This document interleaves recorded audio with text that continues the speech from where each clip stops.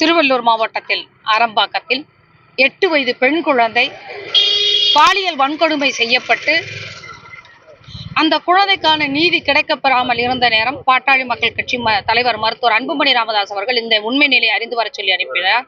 அந்த சமயத்தில் வந்து இங்கிருந்த மக்களோடு இணைந்து அனைத்து கட்சியினரும் குற்றவாளி கைது செய்யப்பட வேண்டும் என்று பெரிய அளவில் ஆர்ப்பாட்டத்தை முன்னெடுத்தோம். உண்மையில் இது மிக மோசமான சம்பவம். இந்த சம்பவத்துக்கு அரசு என்ன பொறுப்பேற்றிருக்கிறது? இதுவரைக்கும் இந்த குழந்தைக்கு எந்த விதமான இழப்பீடும் அரசு அறிவிக்கவில்லை. சாதாரணமா யோசிச்சு பாருங்க, இந்த ஒரு வழக்கு தொடர்ந்து அந்த குழந்தையை பாதுகாப்பதிலும் அந்த குழந்தை முகம் வெளிவராமல் தன்னை அந்த எல்லா சூழலிலிருந்தும் பாதுகாத்து கொண்டிருக்க அந்த பெற்றோர்கள் வேலைக்கு கூட செல்ல முடியாத நிலையில் இருக்கிறார்கள். இந்த குழந்தை இதிலிருந்து மீண்டு வருவதற்கு கல்வி மட்டும்தான் மிகப்பெரிய ஆதாரமாக இருக்க போகிறது. அரசு உடனடியாக இந்த குழந்தையின் கல்வி செலவை ஏற்றுக்கொள்ள வேண்டும். இந்த குழந்தைக்கு இழப்பீடாக 25 லட்சம் வழங்க வேண்டும்.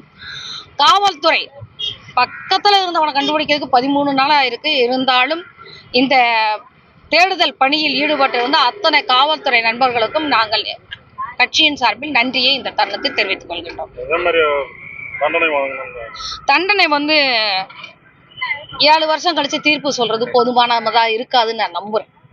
ஏன்னா நாளைக்கு ஒரு குழந்தைய ஒருத்தனுக்கு தொடப்போனா பயம் வரணும்.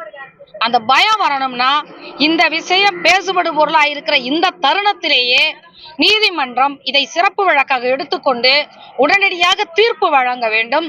அது மட்டும்தான் இங்க இருக்கிற யாருக்கும் நான் கஞ்சா போதைக்குள்ள போயிட்டு யாரையும் பொண்ணை தொற்றலாம அதுவும் குழந்தைய தொற்றலாங்கிற நினைப்பு வந்துடக்கூடாது. அதனால கடுமையான தண்டனையை உடனடியாக நிறைவேற்ற வேண்டும் என்று பாட்டாளி மக்கள் கட்சியின் சார்பில் கேட்டுக்கொள்கின்றோம்.